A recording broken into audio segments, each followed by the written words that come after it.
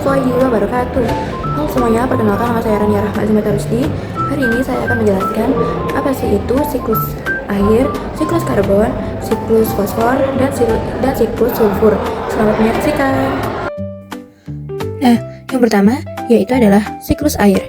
Nah, proses dari siklus air yaitu air menguap atau biasa disebut dengan evaporasi.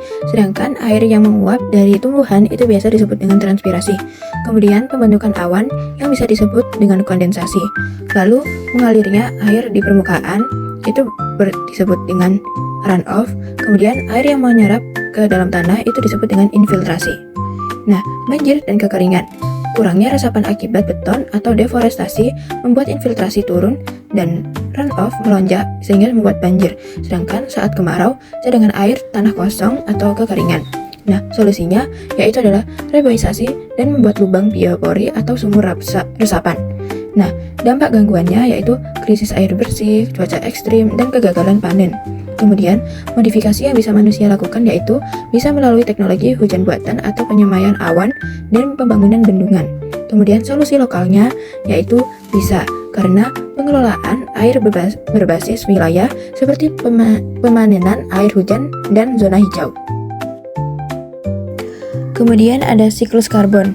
Keseimbangan CO2 dan O2 dijaga oleh fotosintesis, menyerap CO2 kemudian melepaskan O2, dan respirasi atau pembakaran penyerapan O2 melepas CO2.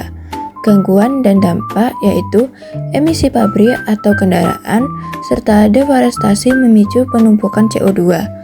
Kemudian dampaknya adalah pemanasan global, perubahan iklim ekstrim, dan pengasaman air laut. Kemudian modifikasi pengurangannya yaitu bisa lewat reboisasi massal atau biasa disebut dengan carbon sink, kemudian teknologi penangkapan karbon CCS, dan transisi ke energi terbarukan. Yang ketiga yaitu sulfur. Nah, untuk prosesnya yaitu sulfur dari gunung berapi atau industri dilepaskan ke atmosfer SO2 turun bersama hujan, lalu diubah bakteri tanah menjadi sulfat yaitu SO4 2- yang diserap dengan tumbuhan. Kemudian bentuk di udaranya yaitu gas sulfur dioksida SO2 dan hidrogen sulfida H2S. Hujan asam yaitu gas SO2 berikatan dengan air di atmosfer menurunkan pH hujan sehingga menjadi hujan asam yang merusak bangunan dan tumbuhan. Kemudian masuk ke makhluk hidup. Diserap oleh akar tumbuhan dalam bentuk ion sulfat yaitu SO4 2-, lalu berpindah ke hewan atau manusia melalui rantai makanan. Yang keempat yaitu siklus fosfor.